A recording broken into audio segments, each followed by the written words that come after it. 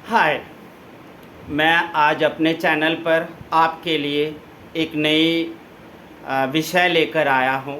बच्चे क्लास में पूछते हैं इतिहास क्या है, इतिहास क्यों पढ़ते हैं। ये तो बीती हुई बातें हो गई, बीती बातों को पढ़कर हमें क्या मिलेगा।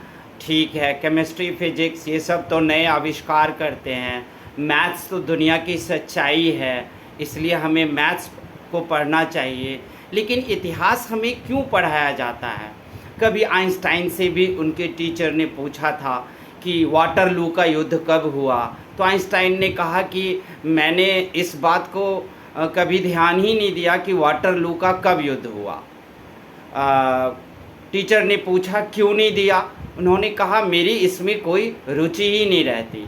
तो ऐसे ही बच्चे सब पूछते रहते हैं कि हमें इतिहास क्यों पढ़ना चाहिए। तो बच्चों, सबसे पहले तो आप लोग इस बात को जान लो आज कि इतिहास का मतलब क्या होता है। तो आइए सबसे पहले हम इतिहास का संधि विच्छेद करते हैं। संधि विच्छेद इति जमा बीती जमा हास, मतलब इति प्लस बीती प्लस हास। इति का मतलब होता है कि कोई कहानी और ये सारी चीज़ें, और बीती का मतलब होता है बीता हुआ, और हास का मतलब पूरी तरह से कहानी होता है। तो अगर हम बीती हुई बातों को पढ़ते हैं तो उसे हम इतिहास कहते हैं। अब इतिहास क्यों पढ़ना चाहिए, तो एक उदाहरण दूंगा आपको कि राइट बंधु ने आपको हवाई जहाज़ का आविष्कार किया, उन्हीं को श्रेय जाता है। अब प्रश्न ये उठता है कि अगर हम इतिहास को पढ़ लेते हैं कि राइट बंधु ने हवाई जहाज़ कैसे बनाया, तो निश्चित तौर से हम वहाँ पर जानकारी ले लेते हैं और उसके बाद आगे की पढ़ाई करेंगे। अगर आप मान लीजिए कि राइट बंधु के इतिहास को नहीं पढ़ते हो और तब आप फिर से हवाई जहाज़ की शुरुआत करोगे, तो नया वर्जन या नई तकनीक हवाई जहाज़ में आएगा ही नहीं। इसलिए हमें पिछली बातों को पढ़ करके जानकारी ले लेना चाहिए। इतिहास इसलिए पढ़ते हैं ताकि हम पिछली बातों का जानकारी पढ़ के ही ले लें और फिर आगे के काम पर, आगे के तकनीकी पर काम करें। अब उसी तरीके से चलो हवाई जहाज़ वाली बात हो गई, लेकिन लोग कहते हैं हमें तो सभ्यता पढ़ाया जाता है, हड़प्पा सभ्यता, सिंधु नदी घाटी सभ्यता, मेसोपोटामिया की सभ्यता, चीन की सभ्यता, मिस्र की, इजिप्ट की सभ्यता। तो आपको ये सभ्यताओं को क्यों पढ़ना चाहिए, हमें इस बात को ध्यान देना है। तो आपको हम बताएंगे कि इतिहास जो है वो 4 सभ्यताओं पर में डिपेंड करती है। पहला है आपका सिंधु नदी घाटी सभ्यता, ये सिंधु नदी के किनारे में ये फला फूला। उसी तरह चीन की सभ्यता वांग हो नदी के किनारे ये फला फूला। उसी तरीके से दजला फरात नदी के किनारे मेसोपोटामिया की सभ्यता फला फूला, और नील नदी के किनारे मिस्र की सभ्यता फला फूला। और इस तरीके से लोग दुनिया की शुरुआत हुई। अब प्रश्न उठता है कि लोग नदी किनारे ही क्यों बसे, क्योंकि नदी के किनारे सारी ज़रूरतें इंसान की पूरी हो जाती है। मवेशी रखेंगे, ढेर सारे पानी की ज़रूरत है, तो वो क्या करेंगे, नदी में पूरा पानी है, नदी में फिशिंग होगी, उनके प्रोटीन का भी व्यवस्था हो जाएगा। खेती करेंगे तो नदी है, खूब सारा पानी मिल जाएगा, खेती कर सकते हैं। यही नहीं, नदी क्या करता है कि आपको हर साल नदी में बाढ़ आती है। जब हर साल नदी में बाढ़ आती है तो नई मिट्टी को लाती है, और नई मिट्टी में सिल्ट होती है, ह्यूमस होती है, और खाद पानी की ज़रूरत नहीं है। खेतों में आपको हर साल उपजाऊ शक्ति मिल गई, इससे भी आप आराम से अच्छी फसल ले सकते हो। इसके अलावा लोग पूछते हैं कि चलो ये सभ्यता भी सही, लेकिन हम पीछे जाते हैं पढ़ने के लिए। प्रागैतिहासिक काल, इंग्लिश में नियोलिथिक, पैलियोलिथिक एज सब है, उसको हम क्यों पढ़ते हैं? देखो, इंसान जो है वो पहले जंगल में आया, और जंगल में आकर वो पहले पेड़ पे ही रहता था, फिर बाद में वो नीचे उतरना सीखा। नीचे उतरना सीखने के बाद वो फिर धीरे धीरे फल फूल खाना सीखा, हालांकि वो जानवर की तरह ही बिहेव करता था। लेकिन इंसान की अगर हम वहाँ से अध्ययन नहीं करेंगे, अगर वहाँ से इंसान की स्टडी को करके हम नहीं लाएंगे, तो हम आधुनिक इंसान को भी नहीं पढ़ सकते। इसके अलावा आप देख सकते हो कि खेती है, तो खेती को माना जाता है कि 5 या 10 हज़ार बरस पहले ही शुरू हुआ। उससे पहले इंसान, व्यक्ति सब कुछ डिपेंड करता था किस पर?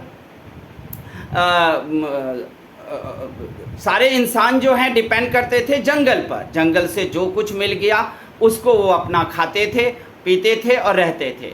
खेती की शुरुआत 5 या 10 हज़ार साल पहले ही शुरू हुआ है। अब इतिहास में आपको एक और बात जानकारी लेनी पड़ेगी, जैसे पृथ्वी पर 4 बार आइस एज आया है। चौथा आइस एज आज से लगभग माना जाता है 12,000 साल पहले आया था।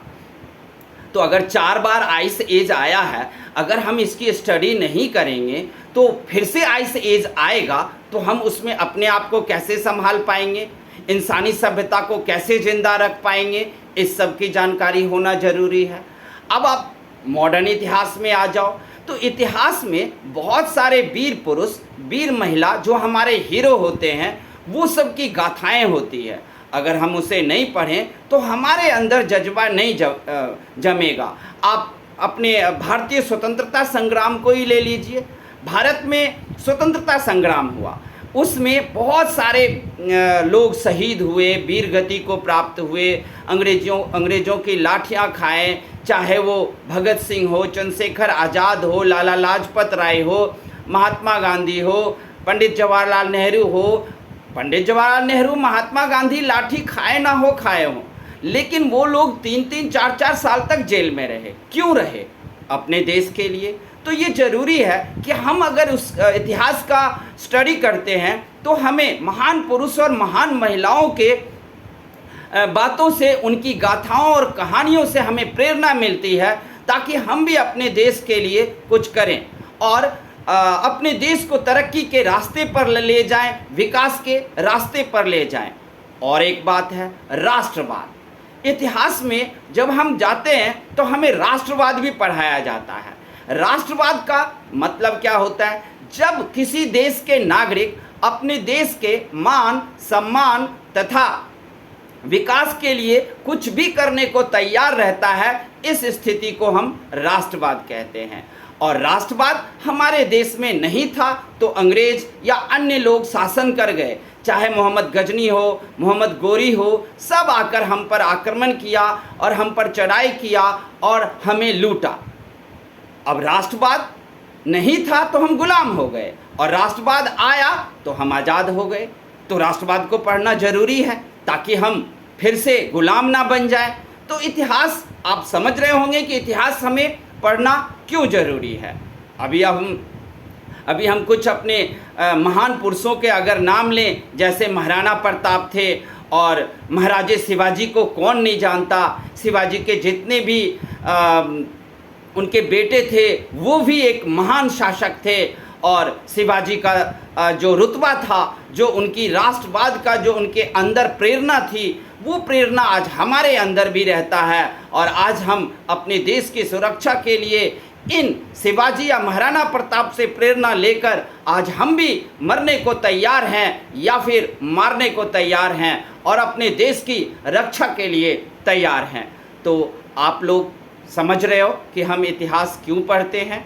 इतिहास को पढ़ना केमिस्ट्री, फिजिक्स, मैथ से कहीं ज़्यादा ज़रूरी है, ताकि हम संभले रहें, कहीं बिखर ना जाएं। अगर हम बिखरते हैं और इतिहास को नहीं पढ़ते हैं तो आगे चलकर हम अपने देश को बचा ही नहीं पाएंगे।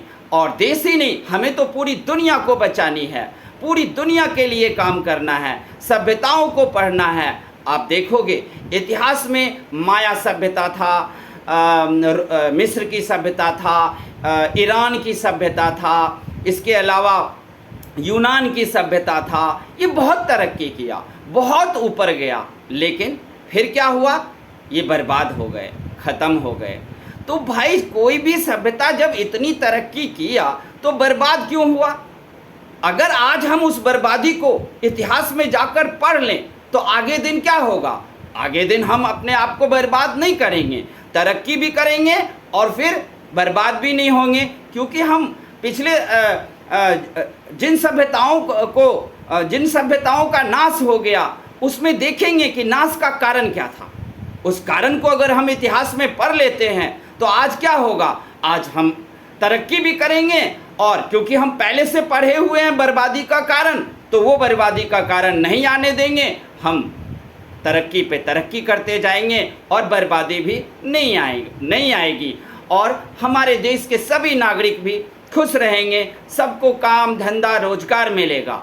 इतिहास पढ़ना बहुत ज़रूरी है।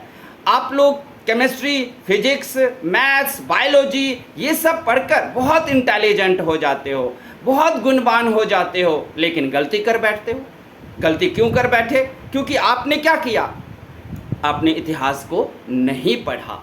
अगर इतिहास पढ़े होते तो आपको पता चलता कि हमें किस तरीके से फिजिक्स को लागू करना है दुनिया में, ताकि दुनिया में कोई नाश ना हो, कोई बर्बादी ना आए, तो वो ज़्यादा ज़रूरी था। क्योंकि यहाँ देखा गया है कि बहुत सारे लोग हैं जो पढ़ने में बहुत इंटेलिजेंट होते हैं, लेकिन पूरी दुनिया में वो नाश का कारण भी बन जाते हैं। ऐसे बड़े बड़े साइंटिस्ट भी हुए हैं जो बहुत सारे अच्छे काम किए हैं, लेकिन दुनिया को बर्बादी के कगार पे भी लेकर चले गए। तो ज़रूरी है कि हम इतिहास को पढ़ लें। तो इसी तरीके से आपको और जानकारी चाहिए इतिहास के बारे में, तो इतिहास का पार्ट 2 भी यहाँ हम डालेंगे और सभी तरह के महापुरुषों की बात करेंगे, उनसे प्रेरणा लेंगे और हम आप तक जानकारी पहुँचाते रहेंगे।